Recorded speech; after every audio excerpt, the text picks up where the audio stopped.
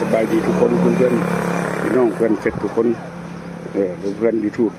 อันนี้มันวันนี้มันเป็นบ้านห้วยผาหอมนี่น่ะซื้อเป็นแต่ก็เป็นเวลาหลายปีแล้วบ่ได้มาแต่ช่วงหนึ่งที่มาให้มัน2016เดี๋ยวนี้เพิ่นพัฒนาขึ้นหลายกว่าเก่าตัวนี้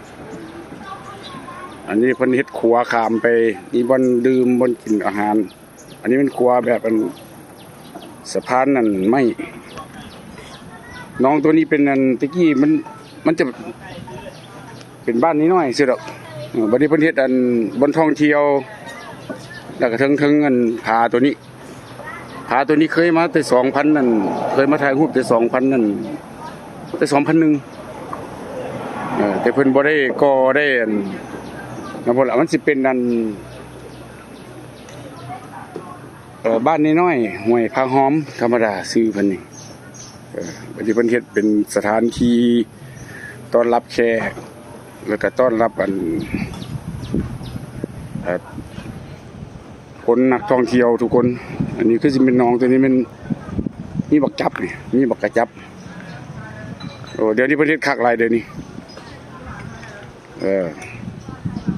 นี่ล่ะห้วยผาหอมเป็นสถานที่ท่องเที่ยวที่งามตัวนี้มันเป็นอันภูผาที่แสนงามที่ถ่ายมาตั้งแต่พุ่นล่ะไปกระสีพุ่นล่ะไปลงมาจากอันกระสีที่ผ่านมาแล้วก็ไปถ่ายรูปอันไปเบิ่ง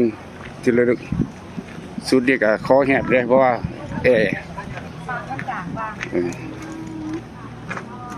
ทุกคนก็มาถ่ายรูปร่วมกันนี่ละประเทศนี่มันห้วยผาหอมเด้อห้วยผาหอมงามหลายเป็นบนท่องเที่ยวที่สวยงามแห่งหนึ่งวันที่เกษตรไทยไปเรียบทางตัวนี้แต่ก็หลายปีแล้วก็บ่ได้มานะแต่2016ล่าสุดบัดนี้มาปีนี้ให้งามปีนี้นี่ล่ะเขาเอิ้นห้วยผาหอมเพราะปี2001อันได้มากับมาตอนนั้นมีเฮือนกับเจ้าพังอยู่นี่แต่ว่าน้ำที่มันพัดแห้งหลายน้ำป่า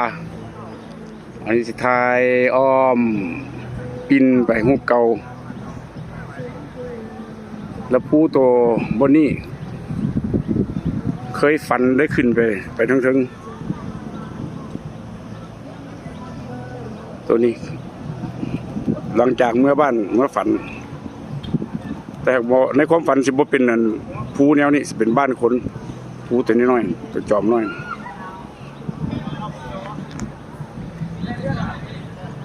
เป็นให้นาคนหักมีที่งูเต็มในความฝัน